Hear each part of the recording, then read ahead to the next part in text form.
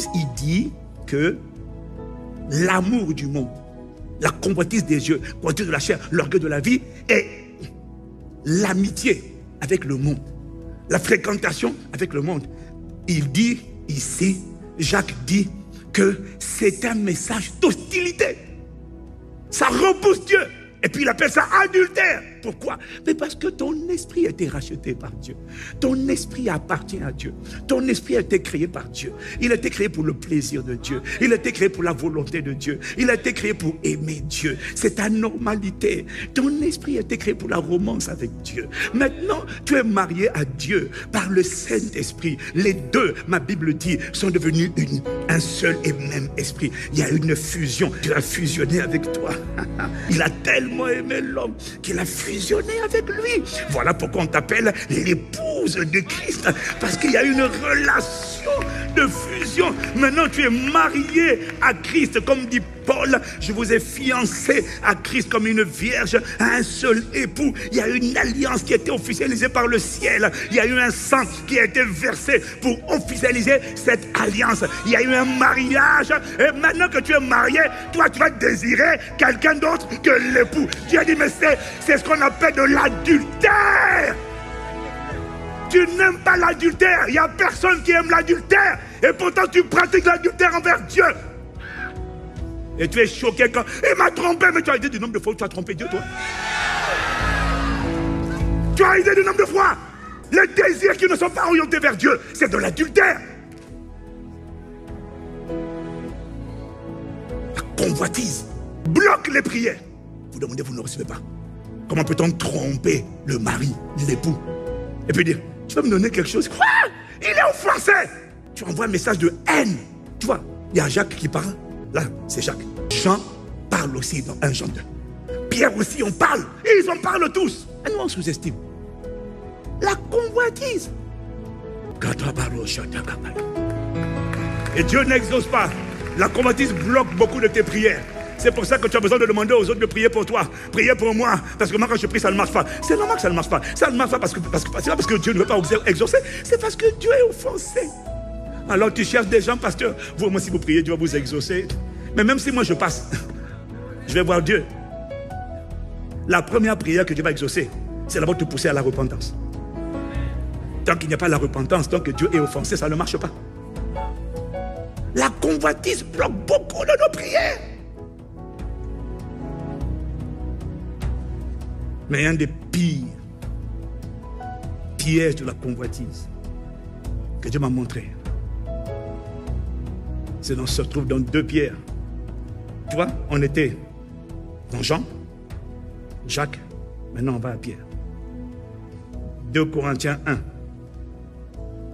Non, pardon, 2 Pierre 1, versets 3 à 4. Je lève la version Martin. 2 Pierre 1, versets 3 à 4.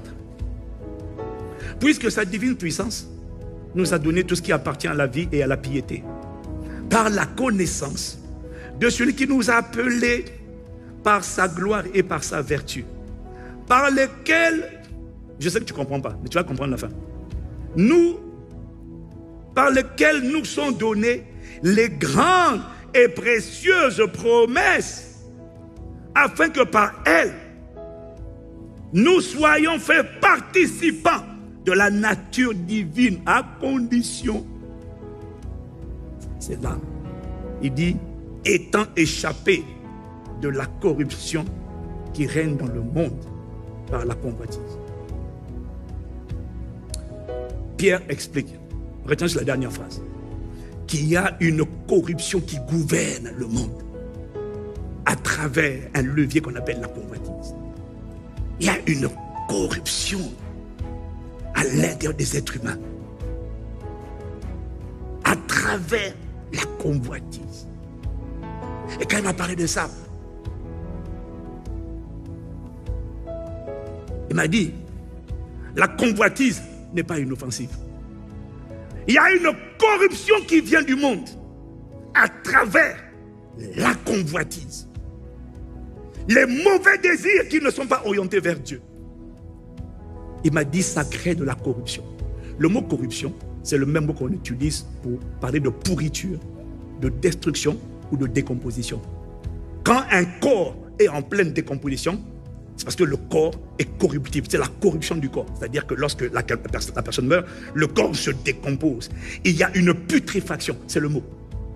Il y a une putréfaction qui travaille à l'intérieur de l'être humain tant que la convoitise est là. Tu m'as dit, mais est-ce que vous ne comprenez pas? C'est que c'est moi qui ai mis en vous le désir d'exceller à l'école.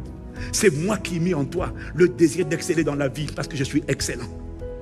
C'est moi qui ai mis en toi le désir de créer de la richesse afin de pouvoir à tes besoins et de laisser un héritage aux enfants de tes enfants. C'est moi qui donne la capacité de créer la richesse. C'est moi qui mets dans le cœur de quelqu'un le désir de devenir riche pour Dieu. C'est moi. C'est moi qui mets dans le cœur de quelqu'un le désir de conquérir. Je suis un conquérant. C'est moi. C'est moi qui ai mis à l'intérieur de l'être humain le désir de vouloir manger. Tous les désirs qu'il a là, ça vient de moi.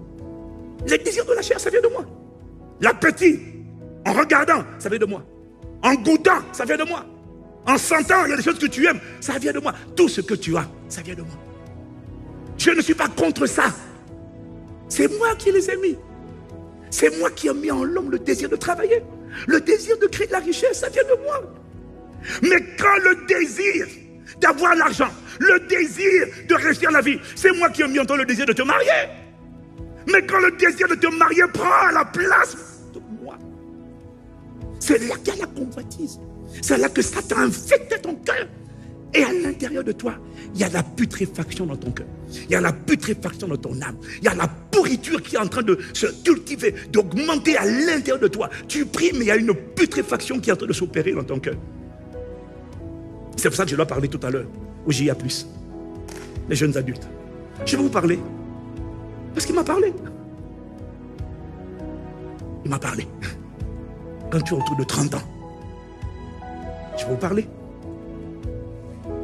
Quand tu commences à penser carrière, mariage, enfant, et que tes désirs, je dois me réaliser, je dois travailler, je dois gagner de l'argent, mais que le cœur de Dieu, la volonté de Dieu, les priorités de Dieu ne sont plus tes priorités. Oh non, pasteur, je veux me réaliser mes affaires, mes business.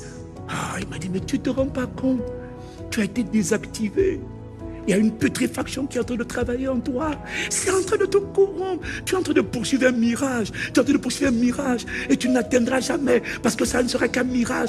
Alors que moi, j'ai une manière, j'ai une provision pour toi. Si seulement tu cherches premièrement, le règne de Dieu, le Saint-Esprit, la volonté de Dieu. Mais je vais te donner beaucoup plus que ce que toi tu veux. Mais il y en a, regarde, là, ils ne viennent pas en présentiel. J'ai les enfants, j'ai le boulot, je dois travailler. Vous voyez mon business plan. Dieu n'est pas contre ça. Dieu n'est pas contre ça. Le problème, c'est quand ça devient ta priorité numéro 1 au point de mettre Dieu second degré. Seigneur, toi, après, le boulot d'abord, c'est fini. La convoitise est rentrée.